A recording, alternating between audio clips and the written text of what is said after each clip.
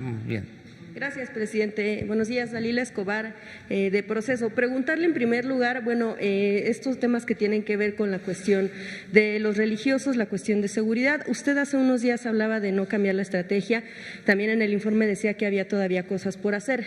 A nivel nacional, pues ha habido varios llamados de religiosos de diferentes estados, desde la cúpula, pero también desde quienes están en territorio misioneros. Lo llaman en primer lugar a un diálogo nacional, afirman que es necesario, es momento de escuchar y que alguno de los religiosos de hecho mencionaba la frase de que a nadie hace débil escuchar a los demás.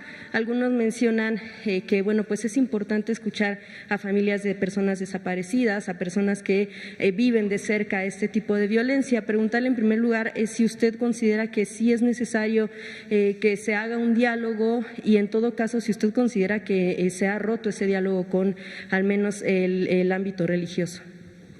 Bueno, yo siento que se tiene que seguir escuchando a todos. El diálogo es permanente con todo el pueblo de México. No creo que en los últimos tiempos haya habido un gobierno que dialogue tanto con la gente, que esté cotidianamente recogiendo los sentimientos del pueblo.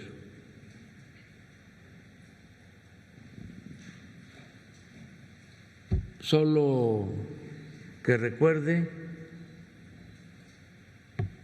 el general Cárdenas,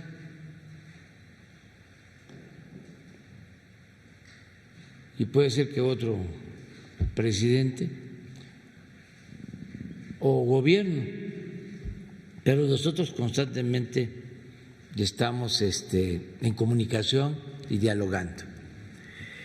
En el tema de la violencia, nosotros estamos convencidos de que no se puede enfrentar la violencia con la violencia. Y estamos convencidos de que la paz es fruto de la justicia. Y estamos convencidos que no se puede enfrentar el mal con el mal. Y estamos convencidos que fue un error grave, un crimen, el haber declarado la guerra a la delincuencia al inicio del gobierno de Calderón.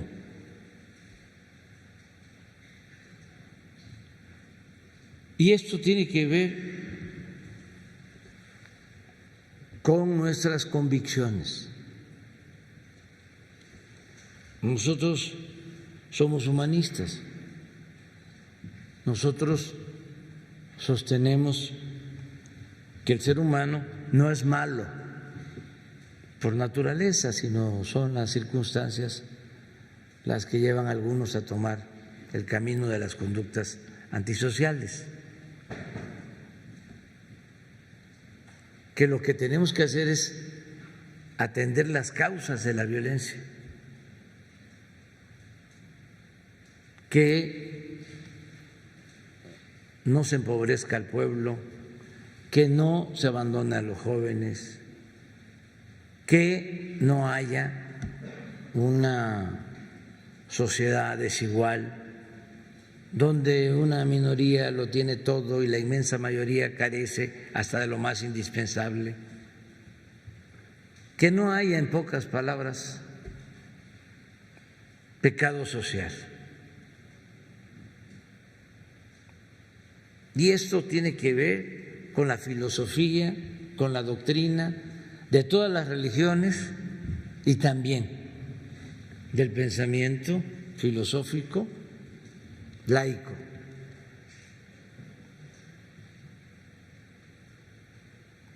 Se puede probar científicamente.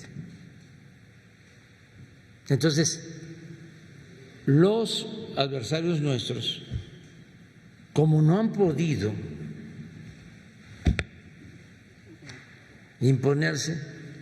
Ahora están queriendo que nosotros entremos a una polémica con las iglesias. No, hablando de lo mismo, amor y paz. Justo dos. Nos identificamos muy bien con el Papa Francisco y también tenemos muy buenas relaciones con pastores, con ministros de otras iglesias.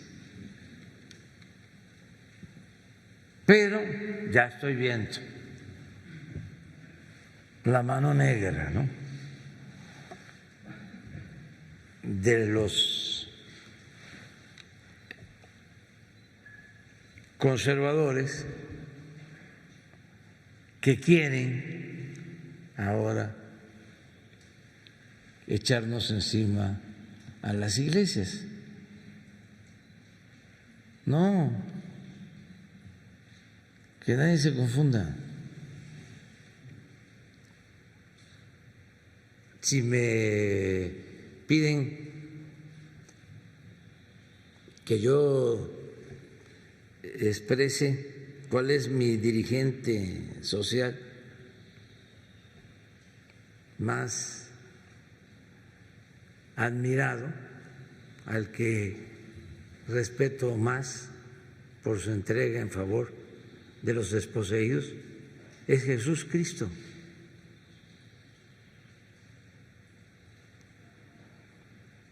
Que, de acuerdo a mi interpretación teológica, encabezó un movimiento en favor de los pobres.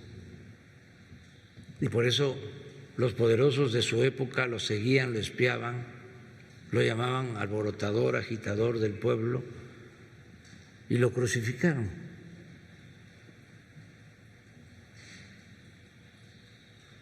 Y también por eso me identifico mucho con el Papa Francisco. Les voy a poner algo que acaba de decir el Papa Francisco, porque todo esto pasa como de noche, ¿no? A ver si me consigues un fragmento de una entrevista que le hicieron en Argentina, sí, o un periodista argentino, una periodista. Es un párrafo donde habla de los problemas de América Latina.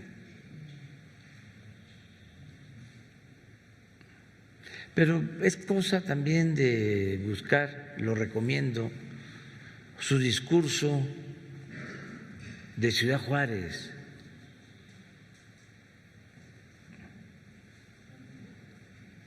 Sus homilías o discursos cuando visitó México. Ningún dirigente político, religioso, había hablado con tanta claridad sobre los problemas de México como lo hizo el Papa Francisco en esa visita. Pero como no les convenía a los de las élites,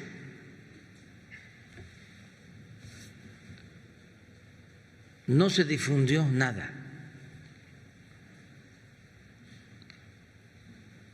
Toda la crónica de su visita tuvo que ver con generalidades. Que lo jaló una niña, que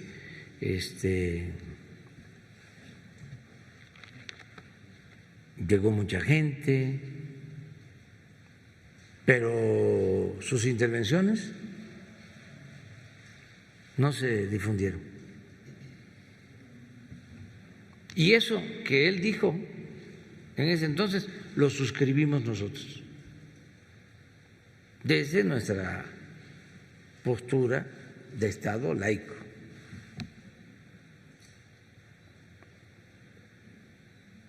Entonces no podemos nosotros confrontarnos con ninguna iglesia, y que los del PAN y del PRI y de otros partidos y Claudio X González y los que están molestos porque tenían el negocio del aeropuerto y no se les hizo, los que ahora tienen que pagar impuestos y antes no pagaban,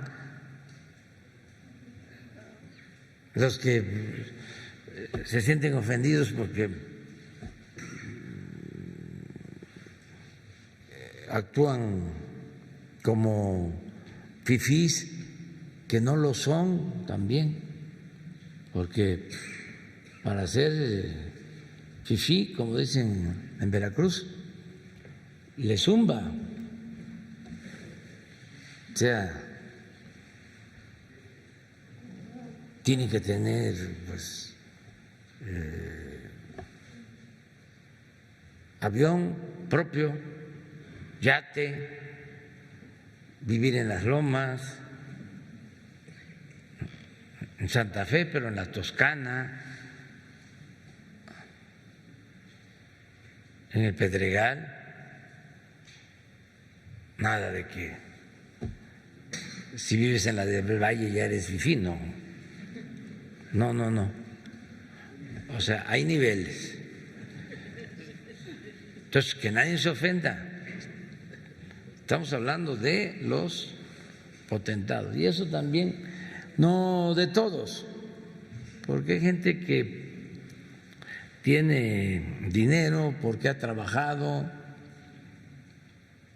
y además invierten y generan empleos y merecen respeto. Y no todo el que tiene es malvado. Estos son los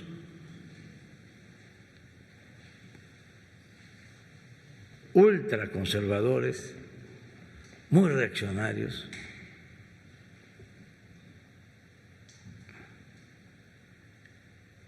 que se sienten superiores, son clasistas, racistas. Ellos son los que están enojados, pero también se les va a ir quitando, y tenemos que hablar de esto para que las nuevas generaciones vayan haciendo a un lado todo ese pensamiento rancio y conservador, hasta los hijos de ellos, que conozcan una realidad distinta, que se salgan de esa burbuja de individualismo, de egoísmo, de sentirse superiores. ¿Llamaría entonces a que no haya un distanciamiento con el grupo eclesiástico? No hay, llevamos muy buena relación con todas las iglesias. Esto lo estoy viendo ahora, sí, porque los estrategas del conservadurismo están pendientes y están viendo por dónde, porque no le salen las cosas.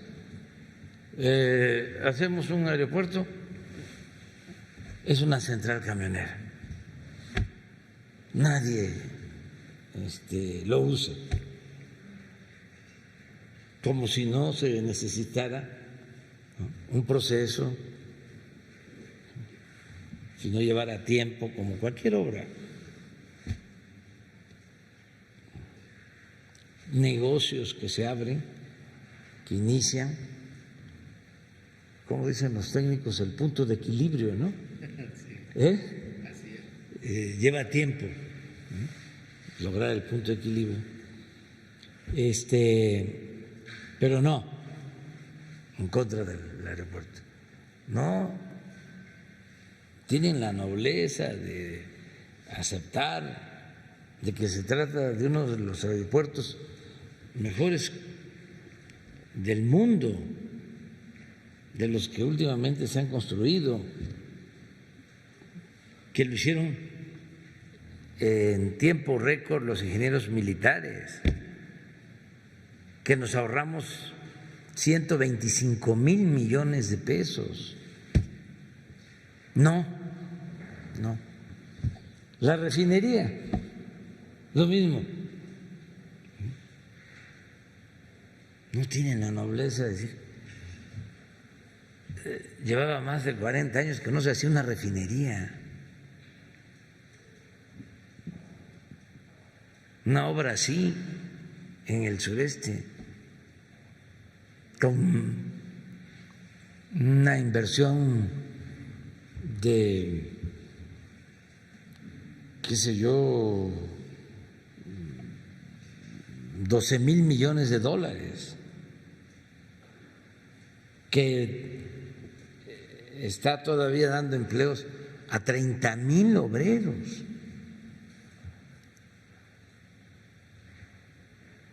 Una refinería para procesar 340,000 barriles diarios.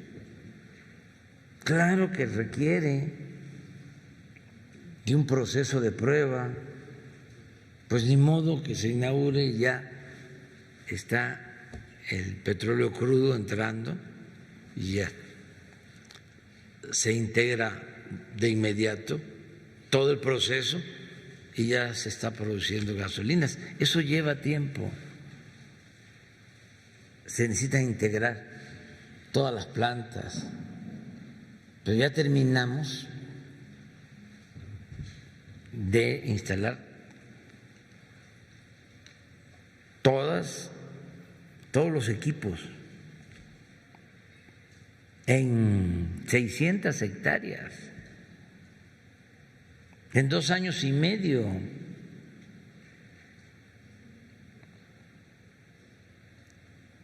¿Quiénes hicieron eso? Mexicanos, del Instituto Mexicano del Petróleo, de Pemex, y sobre todo obreros mexicanos, empresas mexicanas, la mayoría de las empresas. Y no.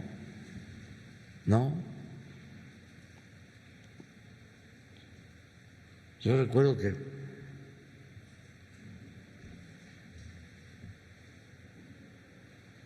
Calderón dijo que iba a construir una refinería. Me va a llevar un tiempecito explicarlo porque yo ofrezco disculpas si se molestan, ¿no? Porque no hay que olvidar, anuncian con bombo y platillo de que van a construir una refinería.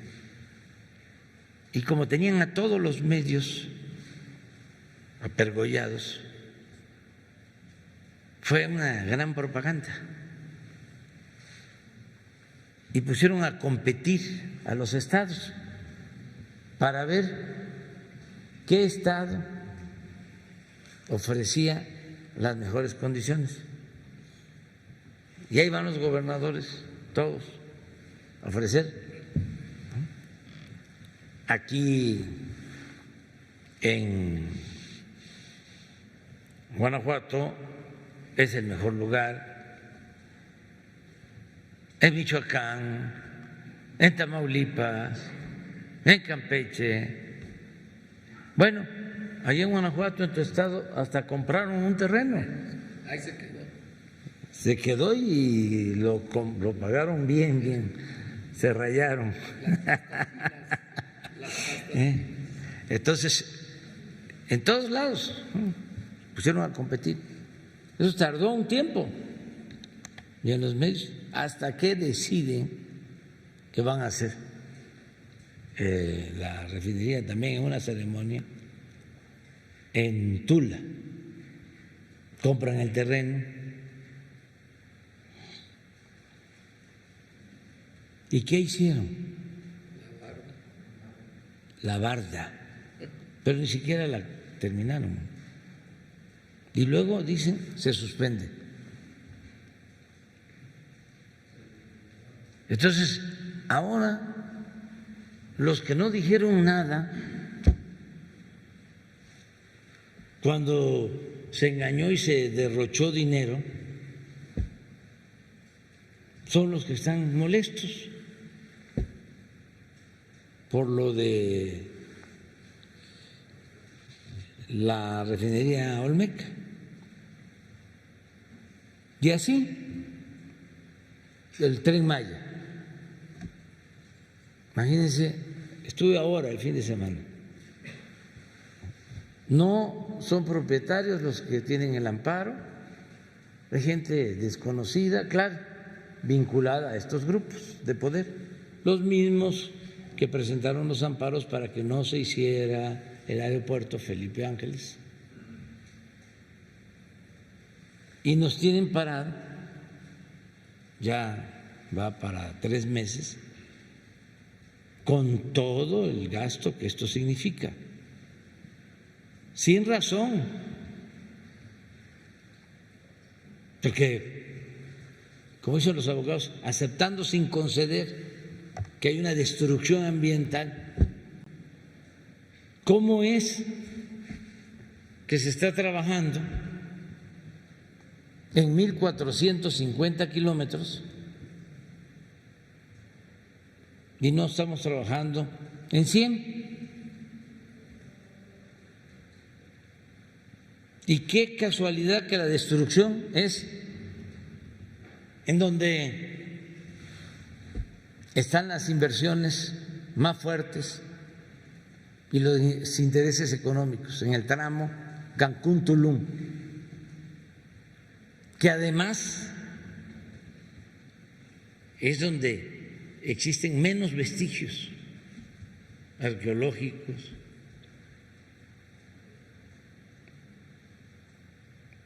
Pero el propósito es que quedemos mal, que no podamos inaugurar el año próximo el Tren Maya. ¿Sería posible que pudiera no inaugurarse el próximo año? Claro que vamos a inaugurar el Tren Maya. Es un asunto de Estado. No es posible que un grupo de intereses creados corruptos le causen daño al pueblo y a la nación,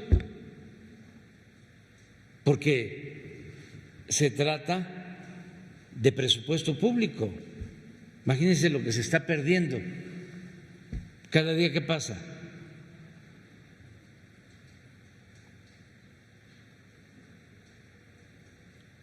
Entonces, sí, vamos a terminar. Presidente, en turno. Pero a ver, el Papa, ¿qué dijo? ¿Sí? Cambios más logrados y cuánto es lo que falta. Las cosas que yo hice no me las inventé, ni las soñé después de una noche de indigestión, no. Recogí todo lo que los cardenales dijimos en las reuniones pre-conclave que tenía que hacer el próximo Papa. Todos éramos conscientes de que el próximo Papa estaba ahí, que no sabíamos quién iba a ser. Entonces dijimos las cosas que había que cambiar, los puntos que había que tocar. Lo que yo puse en marcha fue eso que se pidió. O sea, original mío no creo que haya habido nada, sino que es poner en marcha lo que se pidió entre todos. Por ejemplo, la parte de reforma de la curia terminó con la nueva Constitución Apostólica, Predicate Evangelium, ¿no? Que después de 9 años, 8 años y medio de trabajo y consulta, se logró poner lo que pidieron los cardenales, que ya se iba poniendo en práctica, porque los cambios se iban haciendo, ¿no es cierto? Y hoy día hay una experiencia desde el tipo de vista misionero, es decir, predicate evangelium, es decir, sean misioneros, prediquen la palabra de Dios, o sea que lo esencial es salir. Curioso, en esas reuniones hubo un cardenal que dijo, en el texto del Apocalipsis que tomó aquello de Jesús, dice, estoy a la puerta y llamo. era para entrar. Si alguno me abre, entraré, qué sé yo. Él dijo, Jesús sigue golpeando, pero para que lo dejemos salir, porque lo tenemos aprisionado. Y eso es lo que pidió esa reunión de cardenales. Y cuando fui elegido yo puse en marcha eso. Enseguida, a los pocos meses se hicieron consultas continuamente, se fue un primer texto, después se consultó un segundo texto, hasta que salió la nueva Constitución. Y mientras tanto se iban haciendo los cambios, ¿no? O sea, no son ideas mías, eso que quede claro. Son ideas de todo el colegio cardenalicio que pidió eso. Más allá de su humildad, ¿hay una impronta suya, hay una impronta de la Iglesia latinoamericana? Eso sí. ¿En qué cambió esta perspectiva? ¿En qué posibilitó esta perspectiva? Es decir, la Iglesia latinoamericana tiene una historia de cercanía al pueblo muy grande, ¿no? Si tomamos las conferencias episcopales, ¿no? Primera, bueno, Medellín, después Puebla, después Santo Domingo, después Aparecida, siempre fue en diálogo con el pueblo de Dios, ¿no? Fue muy cercana al pueblo de Dios la Iglesia latinoamericana, ¿no? Y eso ayudó mucho, ¿no? Es una iglesia popular en el sentido real de la palabra, es una iglesia del pueblo de Dios, que se desnaturalizaba cuando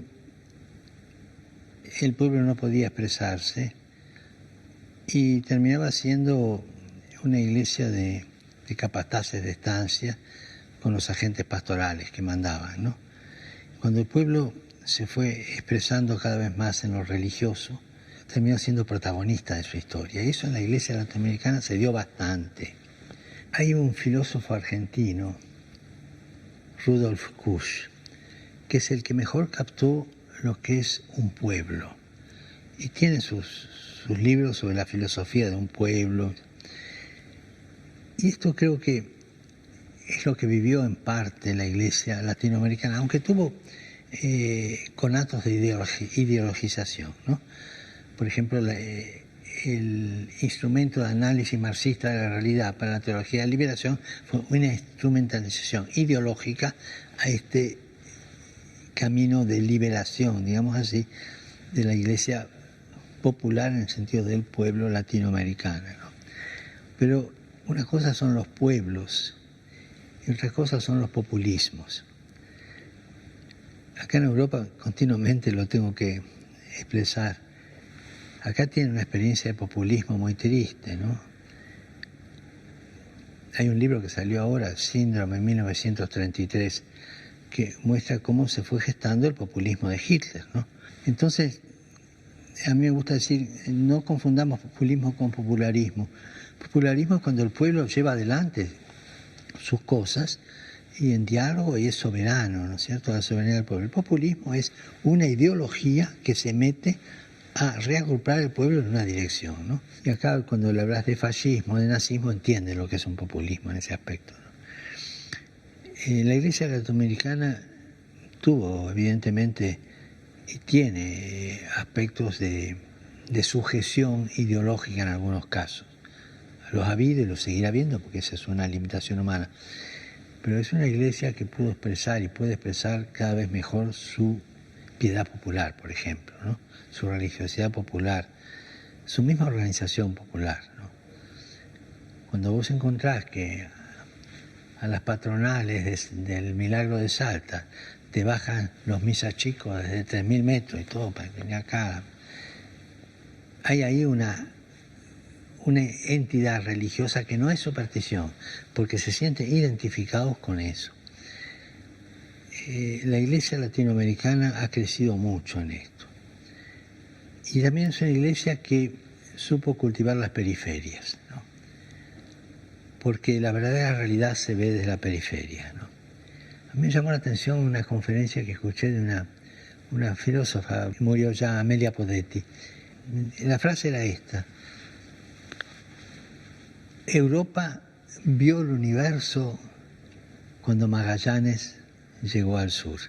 O sea, desde la periferia más grande se entendió a sí misma. O sea, las periferias nos hacen entender el centro, ¿no? Podrán estar de acuerdo o no, Pero si vos querés saber lo que siente un pueblo, andá a las periferias. Las periferias existenciales, no solo las sociales, las existenciales. O sea, andá a los viejos jubilados, son periferias, andá a los chicos, que de alguna manera te reflejan, andá a los barrios, anda a las fábricas, anda donde se juega el día a día, ¿no? Y ahí se muestra un pueblo, anda a la universidad, pero ¿dónde están los pueblos, ¿no? Las periferias, ¿no? A los lugares donde el pueblo se puede expresar con mayor libertad. Y para mí esto es clave. Una política desde el pueblo, que no es populismo, es respetar los valores del pueblo, respetar el ritmo del pueblo, respetar la riqueza de un pueblo. Y ahí es donde usted ve, desde la periferia, la fuerza transformadora. Tal cual, ¿no? Y estaba pensando cuando usted hablaba de la Iglesia latinoamericana, y Latinoamérica a partir de los últimos años empieza a mostrar también una salida distinta, digamos, una salida no neoliberal, sino justamente la construcción de un proyecto de sociedad mucho más inclusivo, ¿no? ¿Cómo ve a Latinoamérica como región? Latinoamérica todavía está en ese camino lento de lucha del sueño de San Martín y Bolívar, ¿no? Que es el sueño de la unidad latinoamericana, con los valores latinoamericanos. Y por supuesto, siempre fue víctima y será víctima hasta que no se termine de liberar de imperialismos explotadores, ¿no? Eso todos los países lo tienen, ¿no? No quiero... Más preguntar en el tema de lo que tiene que ver con la seguridad. En la parte de los religiosos hay dos planteamientos. Por un lado, por ejemplo, en el caso de Jalisco se habla, y ellos han declarado una paz fría, es decir, que saben que se operan, que sabe que pues incluso hay cobros de piso por hacer algunas actividades. En el caso de y que bueno, muchas veces no lo denuncian por temor a que pues obviamente están ahí en el pueblo y los pueden hostigar. En el caso de Zacatecas, por ejemplo, algunos religiosos plantean que sí se puede dar una especie, bueno, sí lo plantean, de amnistía a cambio de que depongan las armas. Preguntarle en el tema de la estrategia, más allá de la frase abrazos, no balazos, ¿cómo se define la estrategia? Si es en todo caso, porque algunos la ven permisiva, se permite que los delincuentes puedan actuar con tal de que no haya masacres a cambio. Es una idea que se tiene equivocada. Nosotros lo que estamos atendiendo son las causas de la violencia. No se hacía así.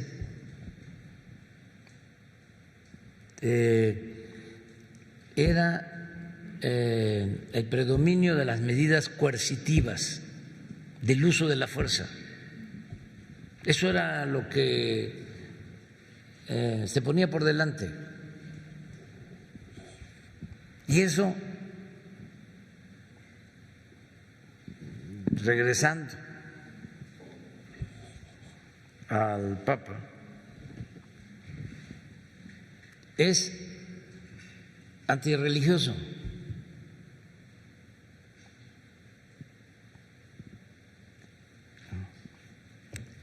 Todo lo que tiene que ver con la violencia,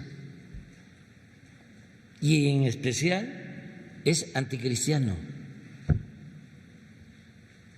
Teológicamente hablando, no puede, con todo respeto los hijos, un sacerdote, un obispo, un pastor, decir que se debe responder la violencia con la violencia. Es la ley del talión. Es el ojo por ojo, el diente por diente.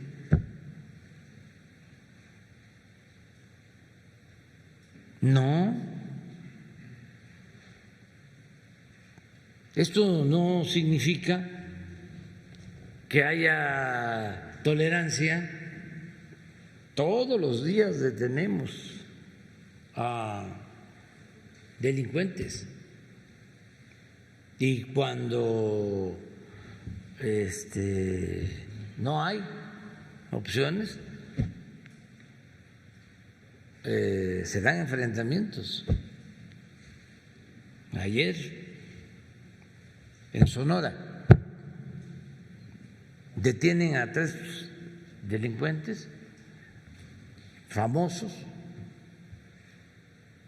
un grupo de soldados, y los tienen sometidos, retenidos, y llegan 10 camionetas, 15, en número 60 contra 10. El encargado del operativo, con mucho aplomo, pide apoyo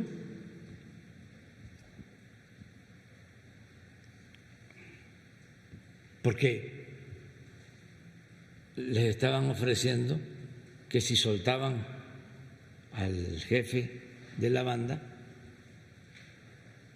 no les iba a pasar nada a ellos. Les estaba ofreciendo al grupo de militares 10 millones de pesos. Y llegaron los refuerzos y sí hubo un enfrentamiento, perdió la vida un oficial del ejército, pero se detuvo a los dirigentes. Es muy fácil, como dice la canción de Silvio, ¿no? No estar en ese sitio. Y desde aquí, o desde el púlpito, o desde la academia,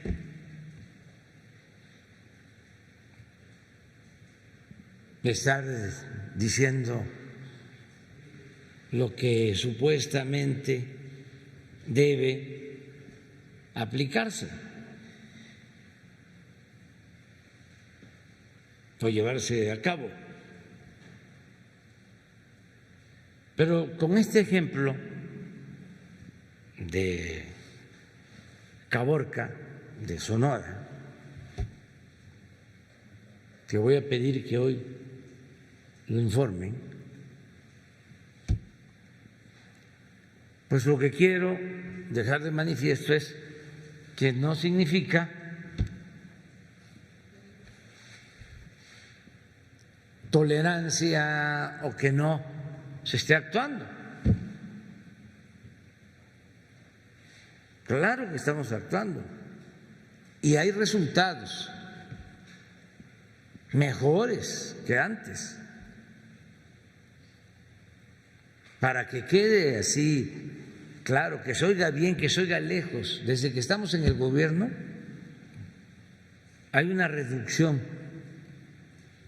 del 30% de delitos del fuero federal, 30% de delitos del fuero federal. Hasta en homicidios, que es fuero común, tenemos una reducción del 5%, lo más difícil que encontramos. Pero también la politiquería está queriendo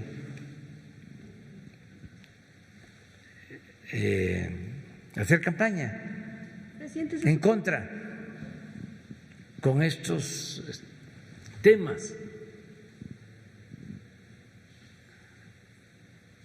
Entonces, es importante que se sepa, afortunadamente tenemos posibilidad de la réplica aquí y de informar, y la gente está muy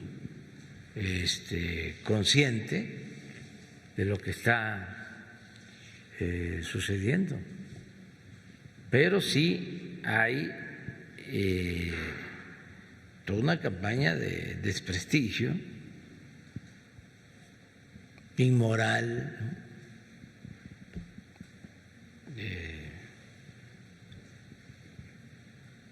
difamatoria, y son casi todos los medios de comunicación, con honrosas excepciones. Ayer estaba yo viendo, no me acordaba, pero a pesar del COVID todavía,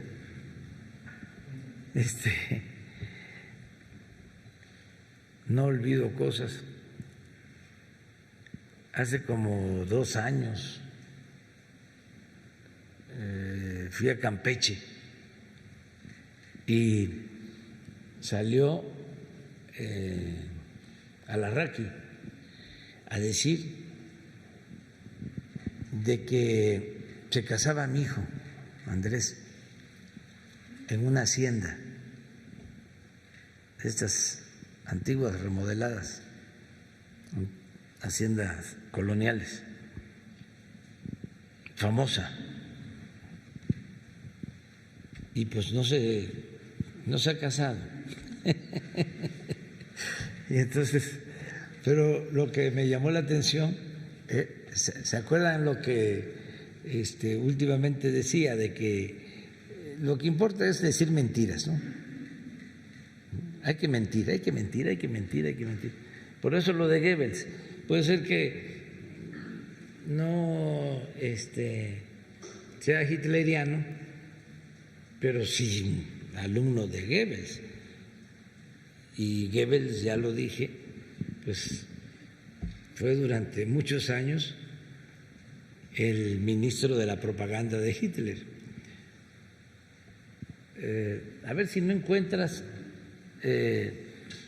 lo de cuando dice, porque esa es la estrategia, si se puede llamar así. Es la máxima del AMPA, ¿no? de la política y del periodismo. La calumnia cuando no mancha tizna, y calumnia porque algo queda. Y estaba, sí, es Goebbels, hay hasta manuales sobre eso,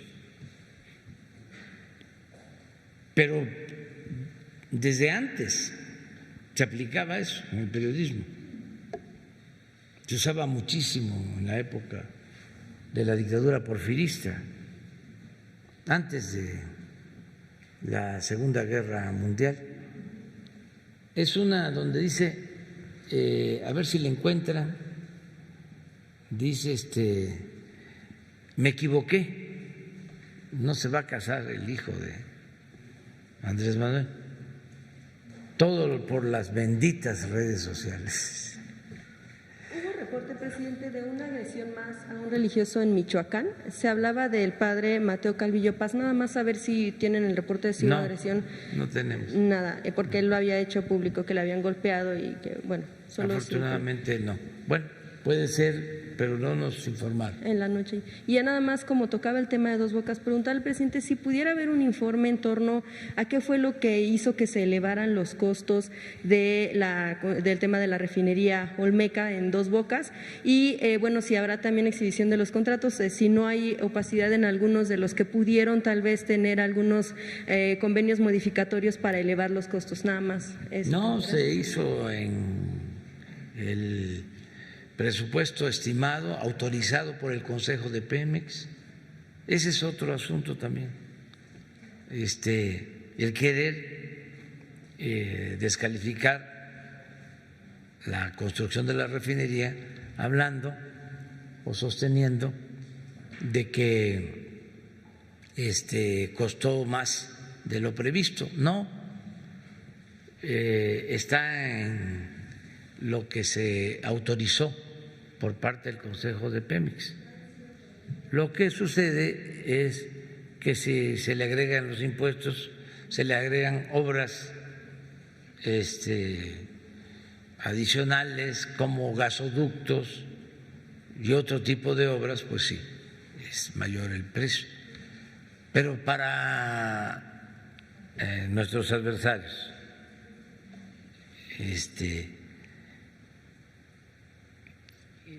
si esa refinería la iniciáramos hoy, nos costaría 25,000 millones de dólares.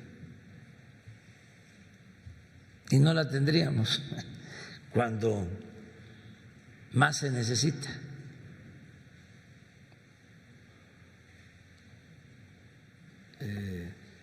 A diferencia de lo que pasa en otros países, a ver, ¿por qué no pones otra vez pongan de favor, ¿tienen lo de Alarraqui? A ver, ponlo de Alarraqui y luego la lámina sobre inflación energética en el mundo. Y ofrecemos disculpas, porque ya nos dedicamos a presumir mucho. Pero si no, los de la prensa fifí, conservadora, reaccionaria y corrupta, siguen y siguen y siguen y siguen, tratando de confundir. Aquí están.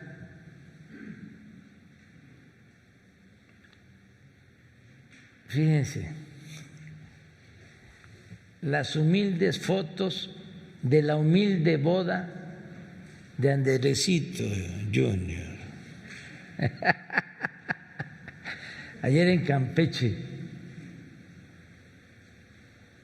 Hacienda Guayamón, cada noche entre 6,000 y 8,000 pesos. No hay duda, primero los pobres.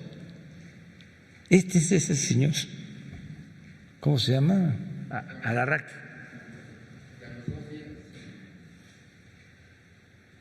Y como pues no hubo boda ni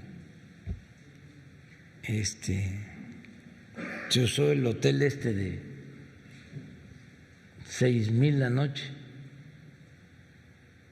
8,000. Fíjense, a los 2 días. Es la vieja, perversidad. Cuando empezaron a ceder los medios, con el derecho de réplica, primero eran 8 columnas, para difamar. Y luego, si acaso aceptaban la réplica, mandaban el escrito a la página 38 de la sección C del periódico.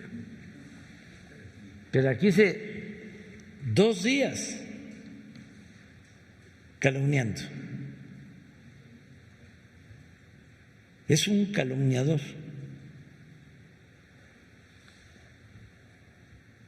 Profesional, alumno de Goebbels. Fui víctima dice después, de las benditas redes sociales. Subí una información que me llegó sin validar que fuera cierta. Nada. Es lo mismo, es Goebbels. ¿Por qué no pones otra vez lo que decía de la mentira? Pero hay un Face, porque en las redes hay mucho ingenio de gente que nos está ayudando mucho, y un abrazo a miles de personas que trabajan contrarrestando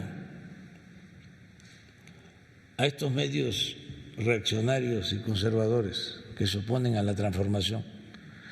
Es una donde aparece él diciendo, ¿sí?, que yo soy como Hitler, como Mussolini, como Franco. Y luego aparece él diciendo, me comparó con Hitler, porque también esa es otra característica de los conservadores.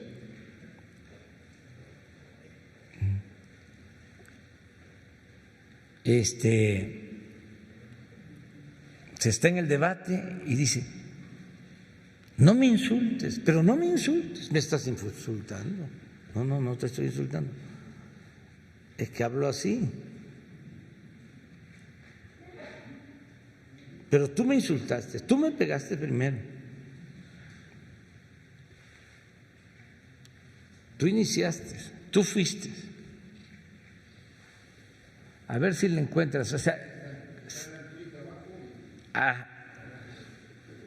es lo mismo, para que vean la hipocresía.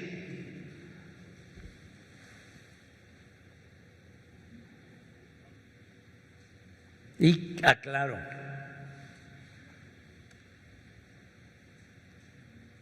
no, pero son sus palabras, son una entrevista, son sus propias palabras diciendo primero una cosa y luego quejándose. Y también con subrayado, tengo un profundo respeto a la comunidad judía, profundo respeto a la comunidad judía, y tengo muy buenos amigos en la comunidad judía. Este es otro asunto completamente distinto. Es un poco lo de la iglesia, ¿no? Yo fui atacado por la iglesia, o para decirlo con precisión, por algunos jerarcas de la iglesia en el 2006, que hicieron campaña en contra.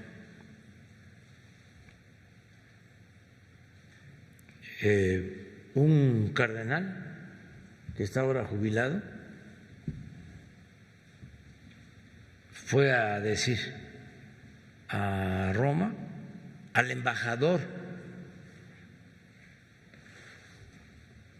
de Estados Unidos en Roma, de que yo era un peligro para México y que tenía el gobierno de Estados Unidos que intervenir para frenar nuestro movimiento. ¿Dónde está esa información? En los cables de Wikileaks. Ahí están. Por eso defiendo a Sánchez, entre otras cosas, porque ahí se hicieron denuncias sobre violación de derechos humanos, sobre intervencionismo, sobre represión. Y ahora resulta que el periodista más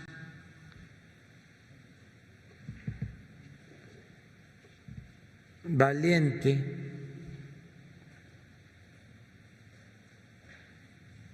profesional, con más arrojo, está en la cárcel y la gran prensa guarda silencio.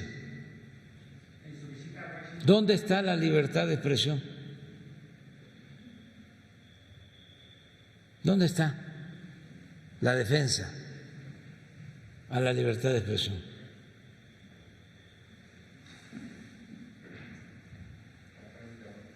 A ver, sí, pero son dos. Bueno, sí, pero esto es lo que dice él. Y luego dice que yo lo estoy comparando con Hitler.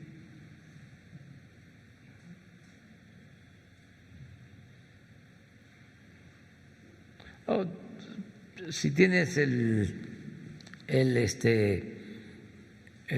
video o el audio de esto mismo.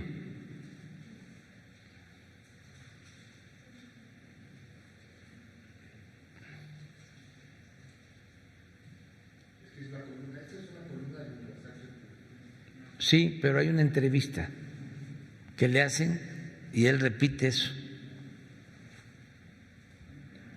Y hay un mensaje que pega las dos cosas de los simpatizantes de redes sociales que nos ayudan, hace ese trabajo. Esta es la entrevista, esto es lo que él dice, que López Obrador es Hitler, es Stalin, Fidel Castro, dice, ¿sí? Y luego, ahí mismo, en la entrevista que le hacen últimamente, dice, me compara con Hitler. Él sí puede, yo no. Puedo decir que es hitleriano. ¿Cómo no lo voy a decir? Si tengo las pruebas. Él mismo se define diciendo que hay que decir mentiras.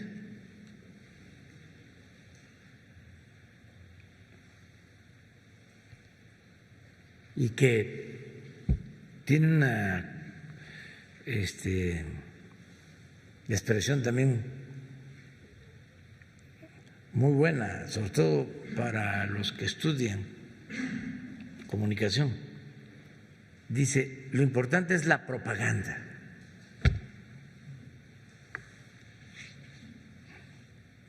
Los intelectuales de derecha siempre cuestionan lo de la propaganda, siempre. Se habla de que en la comunicación lo que se tiene que dar es información, no orientar, no concientizar, no hacer propaganda. Y él está diciendo, esto es propaganda.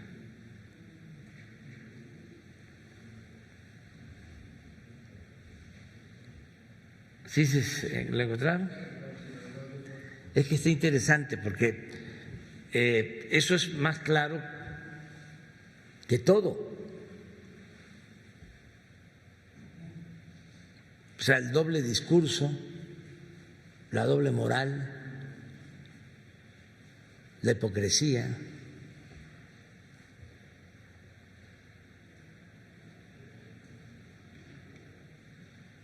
Y hay que darle el crédito a ver si es este. Así, ese es agosto de 2020.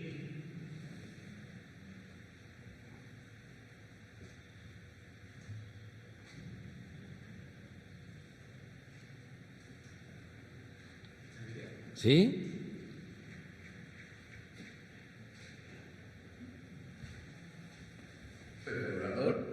Decidió copiar la misma estrategia de Trump, Mussolini, Hitler, Franco, Fidel Castro, Stalin, etcétera, etcétera, para dividirnos y vencernos. Tengo que decir que nunca un presidente me había ofendido. Usted me difamó diciéndome Hitler, Mussolini, Franco y Stalin. El gobierno de López Obrador decidió copiar la misma estrategia de Trump, Mussolini. Síguele. Es que uno es en el 20 y este es en el 22. El gobierno de López Obrador decidió copiar la misma estrategia de Trump, Mussolini, Hitler, Franco, Fidel Castro, Stalin, etcétera, etcétera, para dividirnos y vencernos. Tengo que decir que nunca un presidente me había ofendido. Usted me difamó diciéndome Hitler, Mussolini, Franco y Stalin. El gobierno de López Obrador. Bueno, vamos adelante.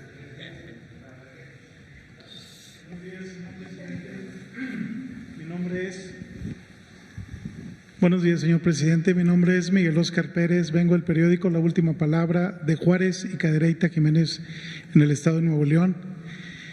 Señor presidente, como usted lo sabe, estamos viviendo en el estado una grave crisis por la falta de agua. Tenemos 4 presas de las cuales 2 ya están en agonía y la mayor de ellas ya está en un 40%.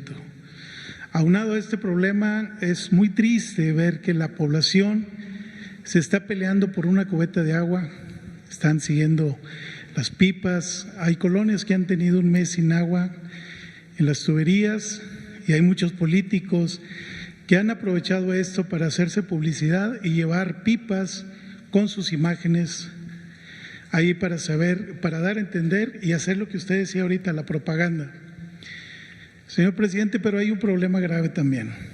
El gobierno del estado empezó a explotar los mantos acuíferos, los mantos freáticos, pero empiezan a repartir agua en pipas sacadas de esos pozos y conectan aparte por medio de bombeo el agua de estos pozos a la tubería y empieza a fluir el agua, mas sin embargo este tipo de práctica no lleva ningún control sanitario, señor presidente. No hay un análisis previo de la calidad de esta agua y antes de venir aquí estuve yo con un experto en el tema y me comentó que hay un problema ahí que pudiera detonar en un grave problema paralelo de salud a la falta del agua potable. Señor presidente, me dijo que hay metales, que pudiera haber metales pesados, que pudiera haber, ¿me permite sentarme para continuar? Sí. Que hay metales pesados que pudieran dañar la salud, hay bacterias que pudieran también detonar en enfermedades gastrointestinales, como cólera también, hepatitis, y ya hay estos brotes en el estado de Nuevo León. Y hay muchos brotes de enfermedades infecciosas en el sistema de gastroenteritis. Vemos que los productos que consumimos, como las Coca-Colas, como tantos productos que consumimos y trae los sellos y nos advierte, esto no pasa en Nuevo León.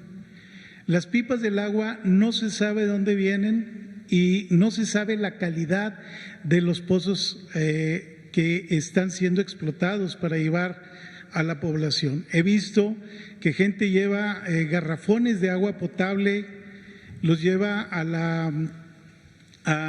los está llenando el agua de la pipa para consumo. Como le digo, ahí hay un detonante que pudiera ser de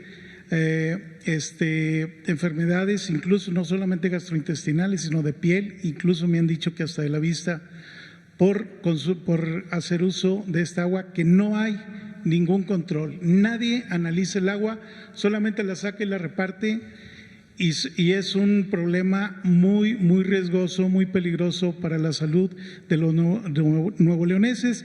Y como usted sabe, la salud es una de las cuestiones primordiales para el ser humano y una de las prioridades para cualquier gobierno, incluyendo encima de muchas, así como de la economía y todo. Sin salud no hay nada de esto, no sucede nada.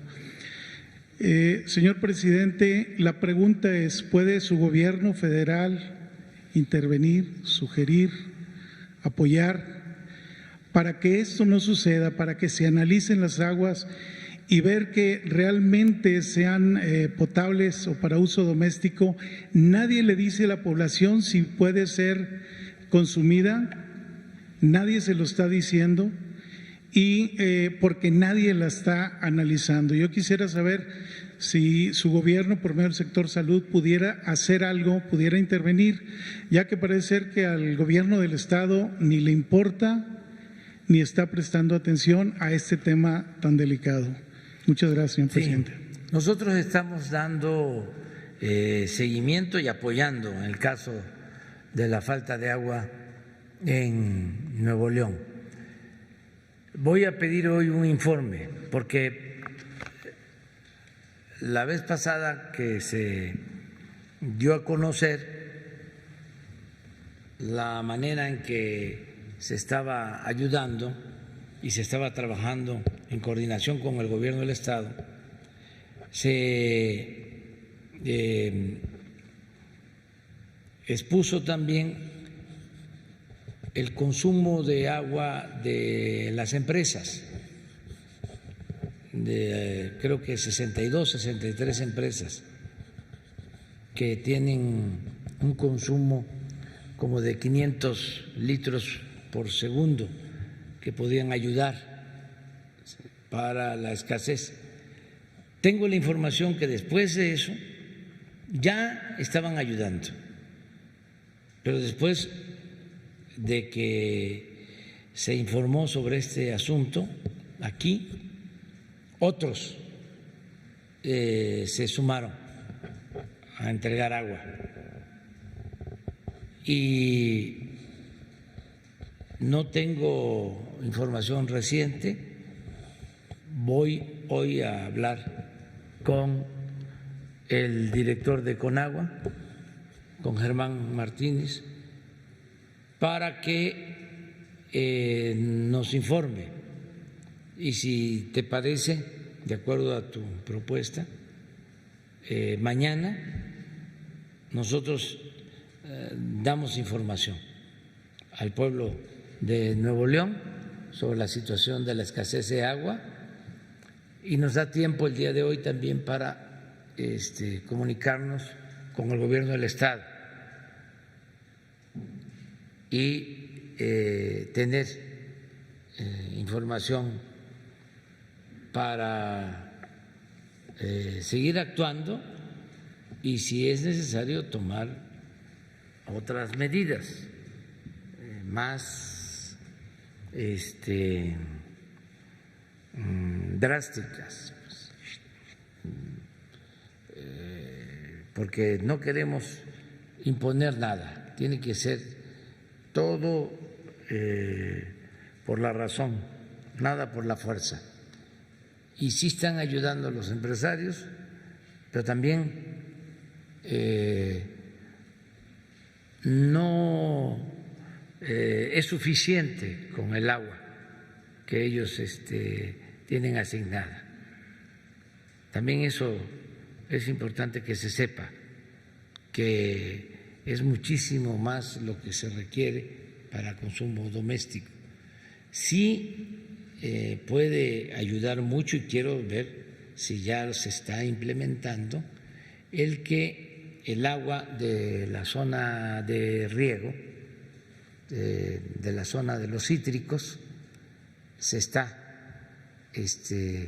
ya destinando para el uso doméstico, porque esa sí es una cantidad, es un volumen considerable. Entonces, mañana, si te parece, damos un informe y se aclara si existe control de la potabilización del agua, si hay pues vigilancia para que sea agua sana y que no vaya a generarse un problema mayor. Si te parece, lo hacemos así. Claro que sí, señor presidente. Muchísimas gracias. Viene Germán Martínez mañana a informarnos.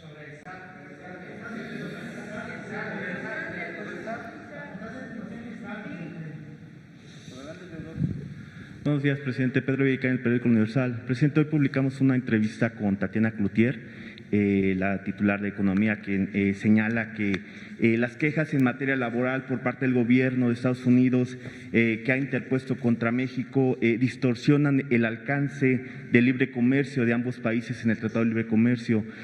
¿Cuál es su opinión acerca de esto? ¿Esto ha afectado el tratado entre los tres países de Norteamérica? No hay problema. Vamos muy bien. ¿Se tocará este tema en la próxima reunión que se sostenga con Joe Biden? Sí, pero más que nada la reunión tiene carácter bilateral. Vamos a tratar asuntos de México y de Estados Unidos. Desde luego, tomando en cuenta a Canadá y a toda América, pero es una reunión bilateral. Tenemos una cumbre para tratar los asuntos del acuerdo comercial, del tratado, en noviembre en México. Viene el primer ministro Trudeau y viene el presidente Biden en noviembre, pero eso es para el tratado. La reunión del día 12, los encuentros, porque van a ser 2 o 3, tiene que ver con asuntos de integración, de mayor integración económica con respecto a las soberanías, el tema migratorio, la inversión para el desarrollo, las visas de trabajo y otros asuntos. Presidente, nada más para terminar este punto, ¿su agenda solamente va a estar el día 12 o se va a extender un día más? ¿Ya se tienen más pormenores sobre esta visita? Bueno, salimos el lunes, consideramos que nos alcanza el martes y nos regresamos por la tarde del miércoles. Presidente, como segunda pregunta, hace una semana fue asesinado un compañero periodista en Tamaulipas. El viernes pasado también una compañera que asiste a las conferencias, Susana Mendoza, en Jalisco, sufrió un ataque. En ese sentido, en una entrevista, Fernando de Yarza, presidente de la Asociación Mundial de Periódicos y Editores de Noticias, calificó como inadmisible el número de periodistas asesinados en México. ¿Cuál sería su opinión sobre este tema, sobre esta declaración? Pues es más de lo mismo, es la campaña, ¿no?, de desprestigio en contra del gobierno de México. Estas asociaciones que hay de todo tipo, que aparecen cuando no les gusta un gobierno o no les conviene un gobierno, o protegen a medios de información de México que están también molestos porque ya no reciben subvenciones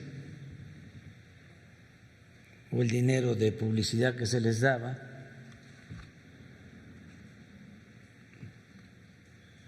Pero esto es así, no es para rasgarse las vestiduras.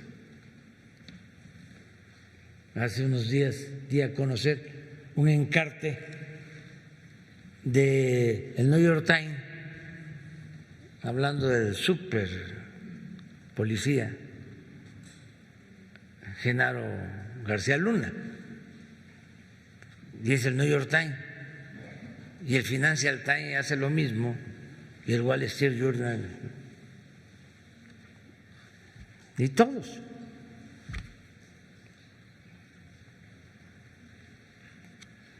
O sea, estamos hablando esto de Assange, que no vale la pena que se ocupe el New York Times del asunto o el Washington Post.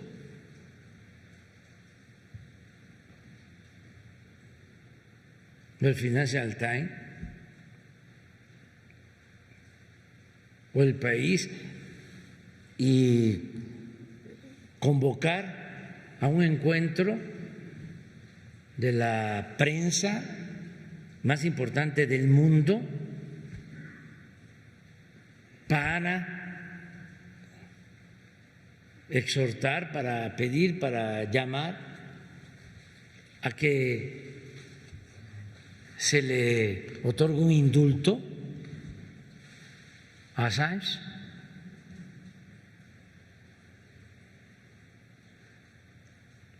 Si no lo hace,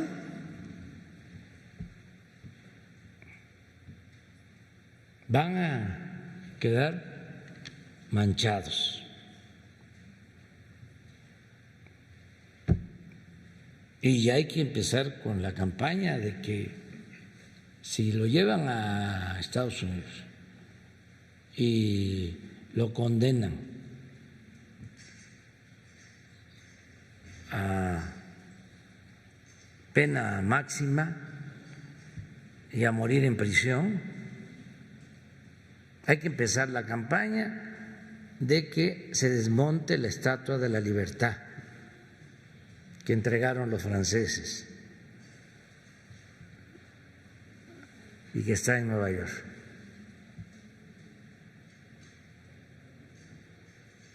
Porque ya no es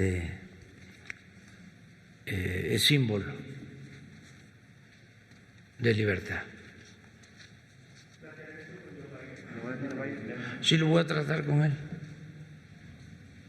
Lo traté con el presidente Trump, le mandé un escrito.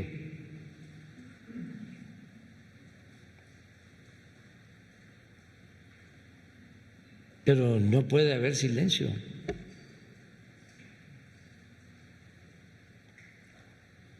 A nosotros nos consta los cables que dio a conocer hablan de el fraude del 2006, de cómo fueron distintos personajes a la embajada de Estados Unidos en México a confesarse.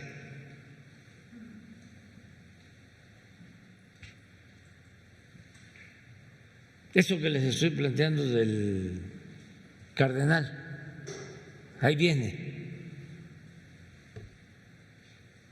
Y no solo es México, es todo el mundo. Pero además, cuando se dio a conocer esta información, participaron varios medios, se pusieron de acuerdo en el mundo para dar a conocer toda la información, porque consideraron que era un aporte a la defensa de los derechos humanos, a la libertad de expresión, para no continuar con el doble discurso, con las mentiras, con el estar declarando una cosa y estar haciendo otra.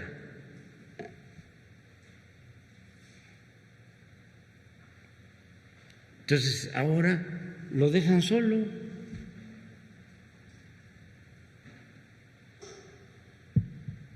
Ya es muy tarde, ¿eh?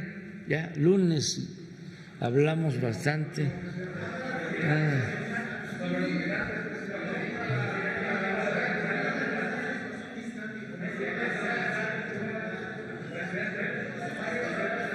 Mañana.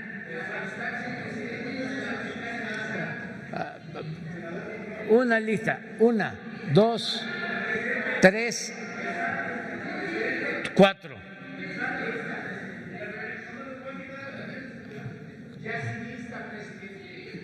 Sin lista, bueno, mañana pues.